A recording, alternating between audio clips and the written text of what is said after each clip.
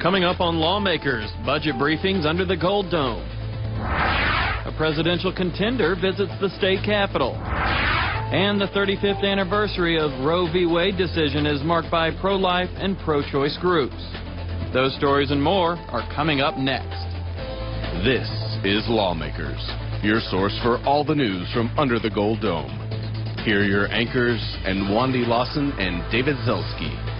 Good evening, everyone. Also on tonight's program, state lawmakers discuss the impact of a possible Delta merger. And the Georgia Environmental Facilities Authority reveals plans for new reservoirs in Georgia. But first, our top story tonight, Governor Sonny Perdue presents his spending priorities. Governor Perdue opened today's budget briefings by reviewing several items from Georgia's $21.4 billion budget. From money for the statewide water plan to transportation endeavors, the governor says he's optimistic that the House and Senate changes to its budget should be positive, even with nationwide talks of economic decline. The cornerstone of this year's budget, once again, is a strong financial discipline, facts-based, data-driven decision-making, and I wanted to give Georgians the opportunity to improve their quality of life, provide for the education, health, safety of our citizens in our state. I think it supports a state government that will attend to the needs of its state and its citizens while, once again, giving them the breathing room to step aside and let Georgians breathe and grow and prosper on their own and along with their desire and their efforts. So my commitment, as it has been, continues to remain to leave Georgia better off than when we found it. And I believe, frankly, and I believe honestly that in the bottom of my heart, this budget will help us continue down the path toward fulfilling that promise, that sacred promise that we have to Georgians, that we'll take the resources they send us and that we will apply them in the most efficient, effective way, doing the right thing most efficiently, and address the needs that are on their minds in a way that, again, allows them to care for themselves in our type of government in a way that helps those who cannot help themselves but doesn't waste money. Value is my watchword, Mr. Chairman, and we've tried to do that in the budgets I presented to you. I want to thank you, frankly, in the past for really responding in fine fashion in most of the budgets I presented. And I want to look forward to working with you all and the General Assembly this session in order to get the very best result for our citizens. While we spend a long number of hours really throughout the year, and particularly in the fall as we put the budget together, I'm mindful of the fact that you may come across facts or figures that can improve this, and I look forward to having an improved product at the end of the session.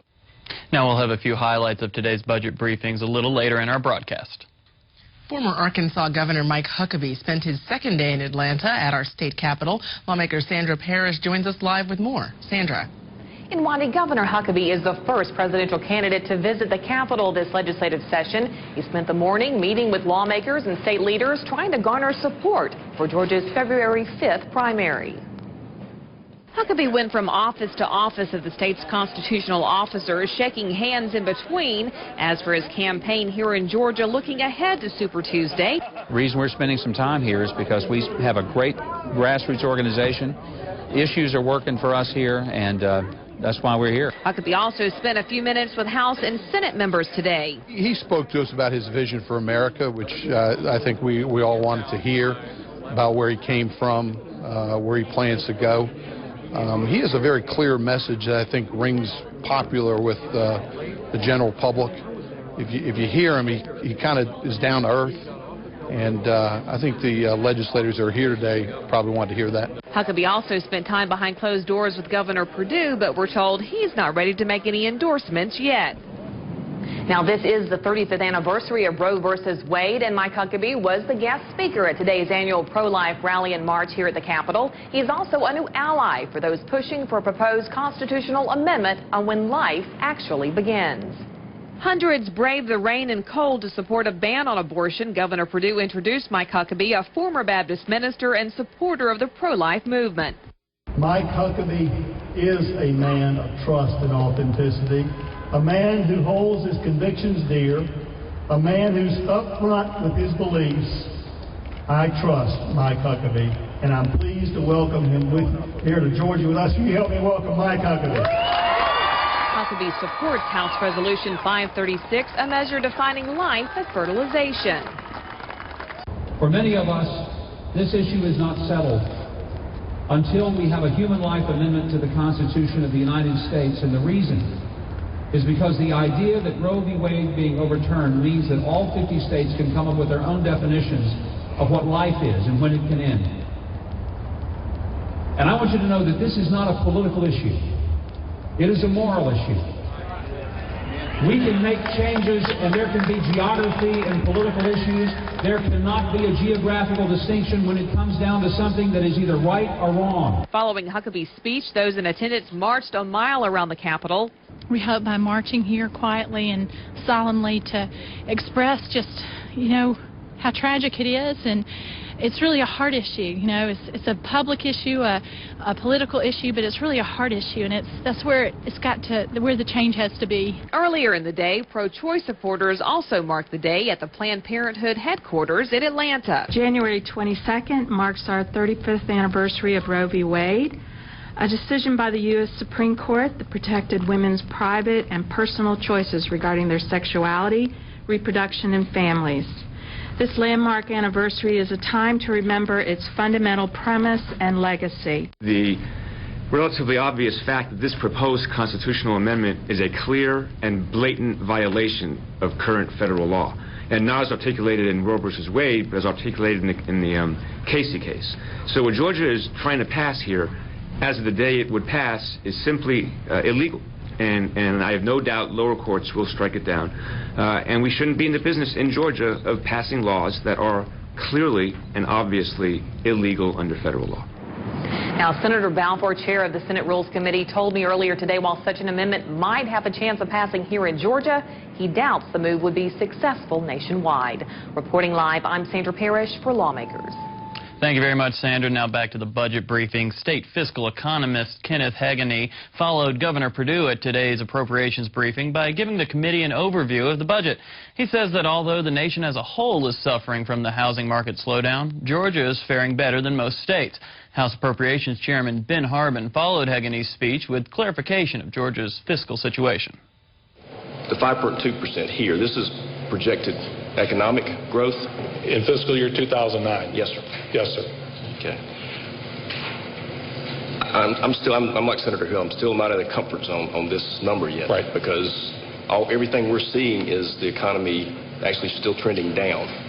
And I think one of the things you showed on job growth, one of your slides, showed Georgia's job loss to catch up was a drastic loss, I believe, wasn't it, to catch up to the U.S. economy? If we were to go as low as the U.S. economy, that we would have a ways to go. Yes, sir. And still, why, one more time, why do you feel comfortable that we won't do that? One, we've got the local conditions. One, our housing market's not as bad, so we're not going to see the pullback in construction. Is it not as bad just because we haven't gotten there yet, or? Well, I don't think so. We didn't see the big run-up in prices, so people haven't had to stretch their budgets as far. We don't expect the foreclosures to cascade like we've seen in other areas where, the housing market is the worst. Florida, for example, Phoenix. We also see our services sector continuing to grow pretty strongly. Professional and business services in particular, where there are, some high-paying jobs.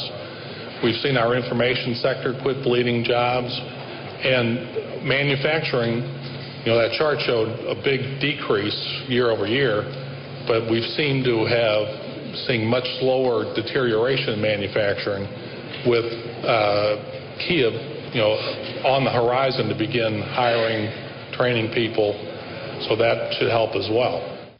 The Department of Natural Resources presented its spending agenda for managing the state's environment.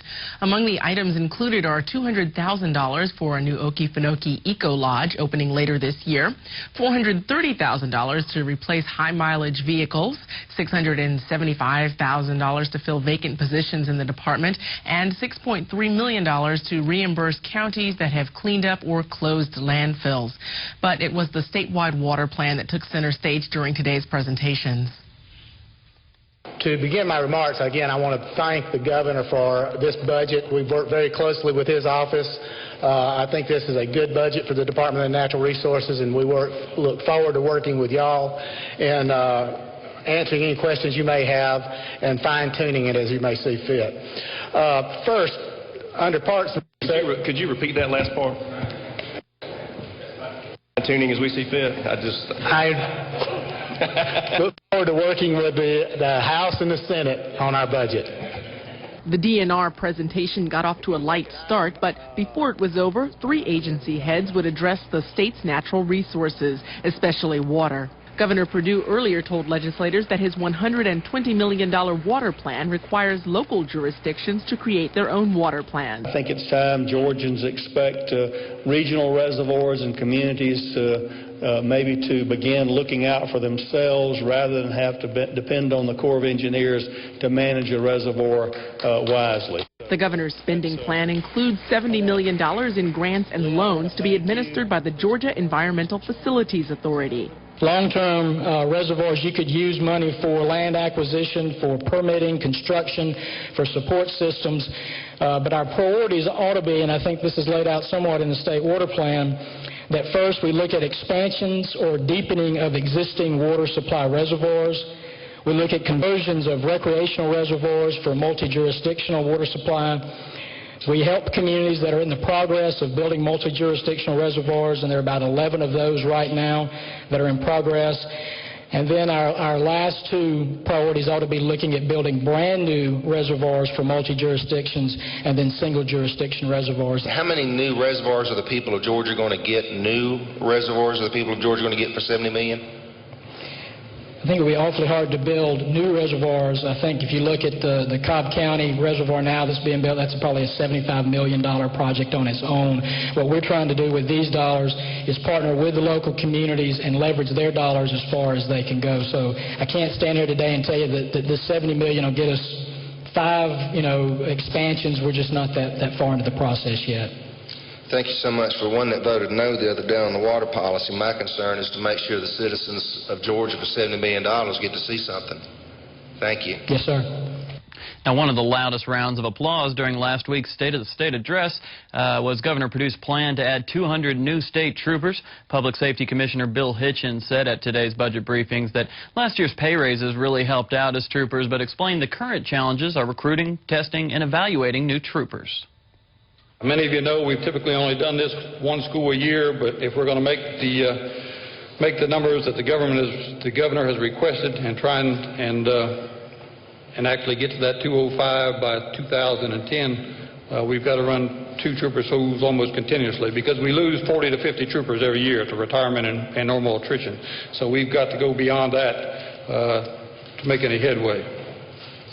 Item 13. The governor has approved 50 more Chargers, fully equipped, that were a one-time addition last year. And I'll tell you, we have a difficult time. We've had a difficult time. It's been discussed in here many times with recruitment in these days. It's hard for me. When I came on the State Patrol in 1969, there were 3,000 applicants for 32 positions. That's certainly not the case now.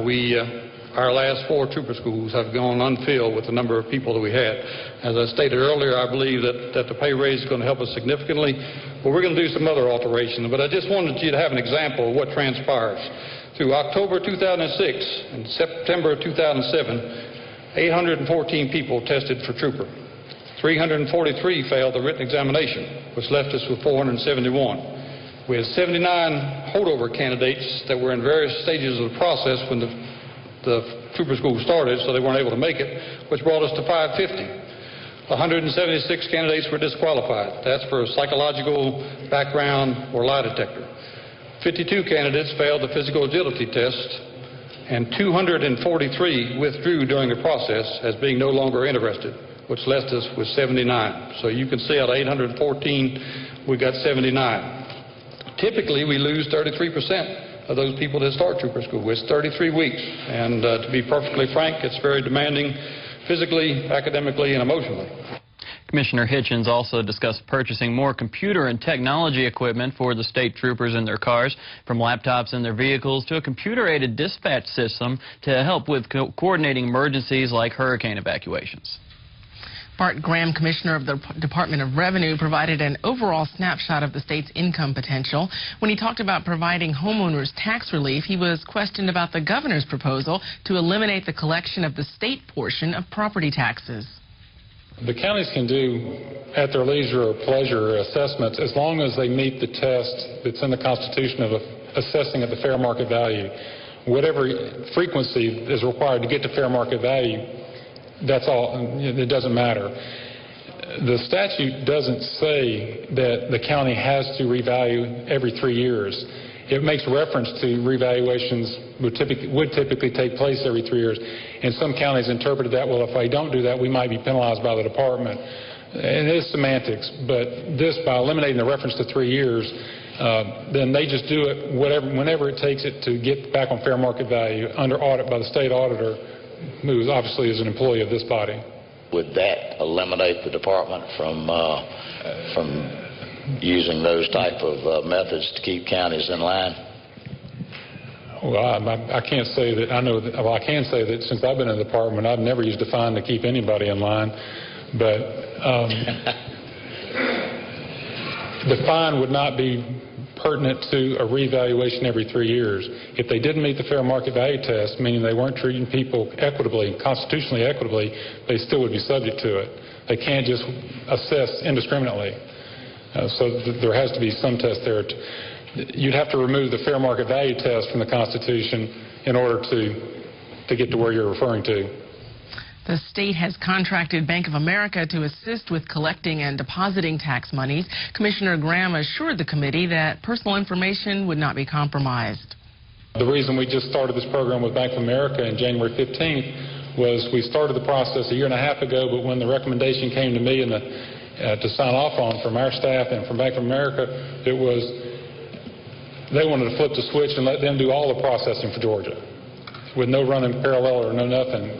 And we're just not interested in letting out, taking the exposure of an outside organization to see taxpayer return information. With the estimated payments and extensions, they do see the individual, they see the Social Security number and the amount, but they don't see the data that's actually on the return, and that's how we were able to get comfort with that. The commissioner was also questioned about why applications for state liquor licenses are frequently delayed. Hunt said that most processing delays are caused by incomplete applications. He encouraged restaurant owners to apply for their local and state licenses simultaneously and said that legislators can contact the Department of Revenue directly on behalf of their constituents. Well, the chairman of the State Pardons and Paroles said that his department recently added the word successfully to its mission statement about transitioning offenders back into the community. Garland Hunt touted the 84% of parolees who are currently employed. This prompted Representative Kenneth Heaghney to ask what the other 16% are doing. We keep fighting and fighting with them. We keep working to try to give them opportunities. What we have actually is a very aggressive parole staff, and so based on their knowledge of the area, they establish relationships with local employees and employers. And so our desire is to have everybody employed. So we don't let up. They have to come in and account for at least who they've gone to and attempted to try to get employment from. So we stay with them until they get some type of employment.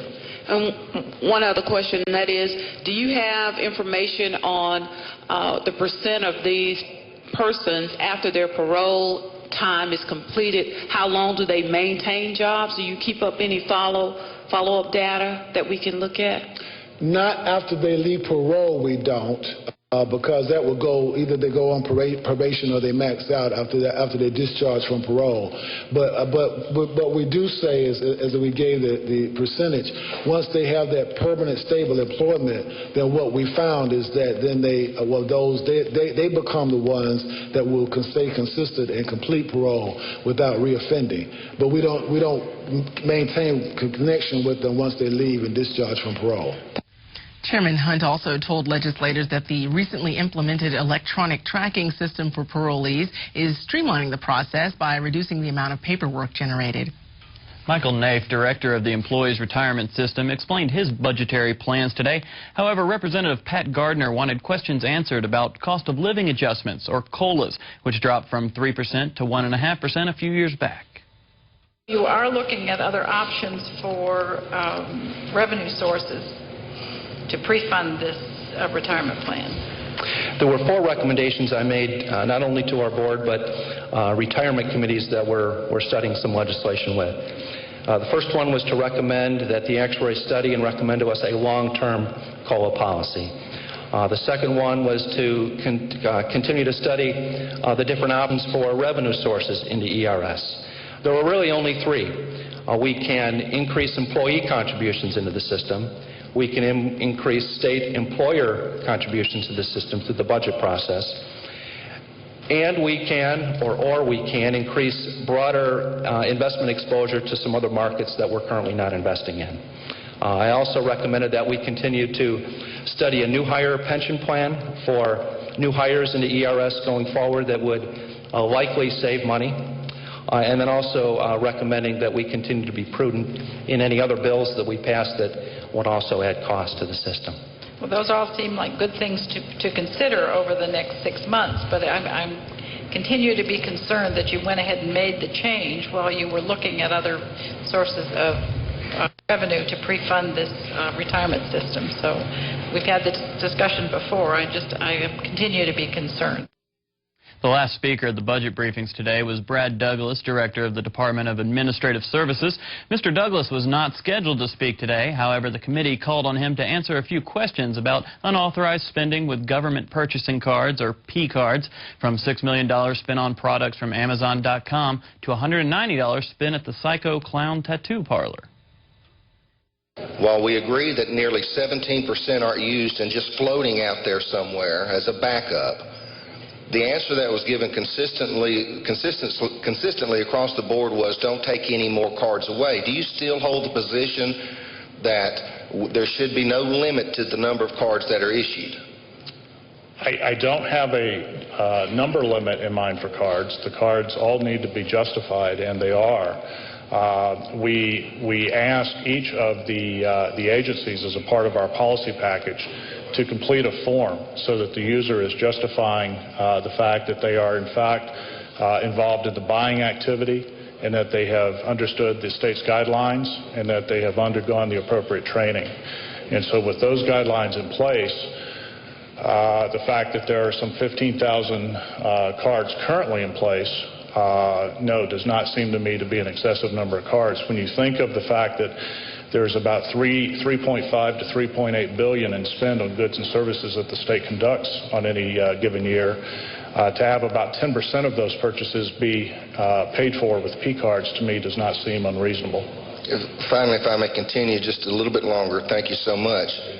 We also had concerns about things being purchased with a P card for things like 99-cent purchases. You recall that? Yes, sir.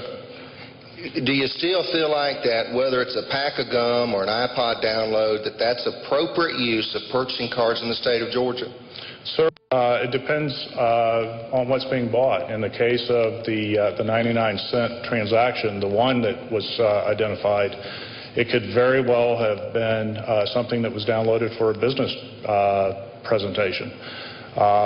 It's very difficult to know that from a central authority level that we're operating at. Where that scrutiny lies, as it does regardless of the payment vehicle, and again, I'll reiterate, regardless of the payment vehicle, P card or otherwise, is with that person's supervisor or manager to determine whether or not that purchase is business justified. And finally, in the case of the president of a university whose son took off with the card, who would do that oversight of a state university president? He should not have a card. How did he get it? I don't know. Thank you, sir. Well, we'd like to recommend a website that's a valuable resource for information about the Georgia General Assembly. Go to www.legis.ga.gov. That website is a great research tool that we at Lawmakers use on a regular basis. Today, members of the State Senate Transportation Committee discussed the possible merger of Delta Airlines with one of its competitors. Andy Dixon has more. Delta, the country's #3 airline, is considering merging with United Airlines or Northwest Airlines. Ben DaCosta is general manager of Atlanta's Hartsfield-Jackson International Airport, the world's busiest airport. He expressed confidence about the effects of a merger and said he has faith in Delta's leadership. In the event of a merger with Delta with one of the reported airlines, there are probably lots of opportunities but some risk too. But let me first start by saying that we have every confidence in the leadership of Delta, their board, their executive leadership.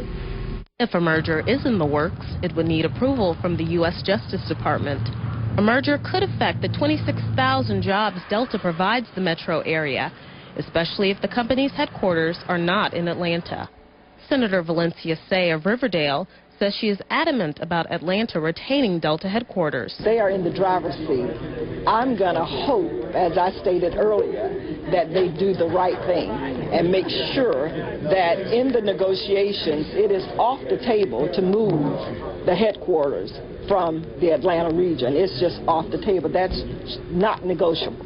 Despite these concerns, Senator Judson Hill of Marietta says he is optimistic about the possibility of a merger. The state awarded Delta $12 million in tax breaks after the company filed Chapter 11 in September of 2005.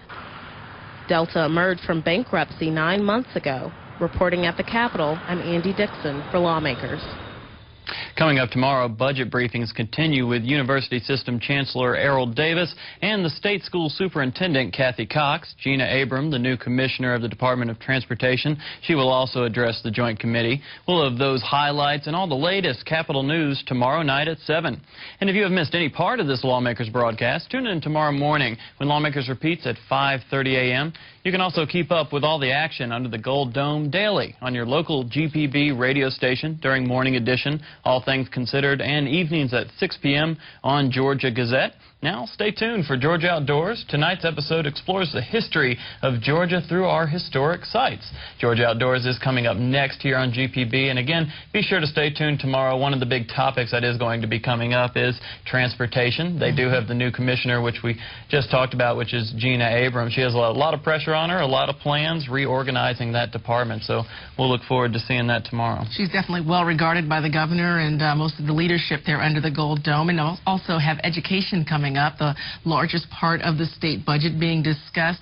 You know, we were expecting at this time of year to have some recommendations about the funding of our schools around the state from the IE² Commission. Instead, that group came back and decided that local systems should have more control. So we'll find out what our state school superintendent Kathy Cox has to say about that. And that's our broadcast for the first day of the 2008 budget briefings. I'm Edwandi Lawson. And I'm David Zelski. Have a great evening, everyone. Good night.